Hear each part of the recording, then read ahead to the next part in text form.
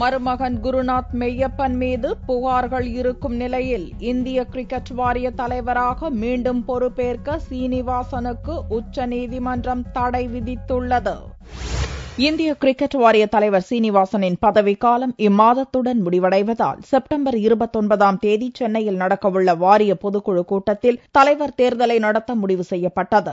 மீண்டும் தலைவர் பதவிக்கு சீனிவாசன் போட்டியிடவுள்ள நிலையில் பீகார் கிரிக்கெட் சங்கம் உச்சநீதிமன்றத்தில் வழக்கு தொடுத்தது.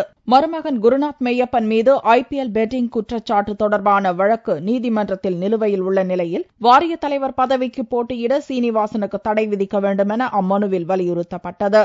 மனுவை விசாரித்த நீதிபதிகள் பட்நாயக், கேகர் ஆகியோர் பெட்டிங் வழக்கில் குருநாத் மீது குற்றப்பத்திரிகை தாக்கல் செய்யப்பட்டுள்ளதை சுட்டிக்காட்டி இந்த சூழலில் சீனிவாசன் மீண்டும் தலைவர் பதவியில் ஆர்வம் காட்டுவது ஏன் என்று கண்டிப்புடன் கேட்டனர். செப்டம்பர் 29ஆம் தேதி திட்டமிட்டபடி வாரியத்தின் பொதுக்குழு கூட்டத்தை கூட்டவும் தலைவர் பதவிக்கான தேர்தலை நடத்தவும் அதில் சீனிவாசன் போட்டியிடவும் அனுமதித்த நீதிபதிகள், ஒருவேளை தேர்தல் மூலம் சீனிவாசன் மீண்டும் தலைவராக தேர்வானால் அவர் பொறுப்பை ஏற்றுக்கொள்ளக்கூடாது என்றும் இவ்விவகாரத்தில் உச்சநீதிமன்றம் மேற்கொண்டு உத்தரவை பிறப்பிக்கும் வரை இந்நிலையே தொடரும் என்றும் உத்தரவிட்டனர். சீனிவாசன் மருமகன் குருநாத் மெய்யப்பன் IPL பெட்டிங் புகாரில் கைதானதை தொடர்ந்து கிரிக்கெட் வாரிய தலைவர் பொறுப்பிலிருந்து விலகி இருக்கப் போவதாக சீனிவாசன் அறிவித்தார். வாரியத்தின் தற்காலிக தலைவராக ஜக்மோகன் டால்மியா செயல்பட்டு வருகிறார். வாரிய தலைவர் தேர்தலில் சீனிவாசனின் வெற்றி பிரகாசமாக இருக்கும் சூழலில் உச்சநீதிமன்றத்தின் உத்தரவு புதிய சிக்கலை ஏற்படுத்தியுள்ளது.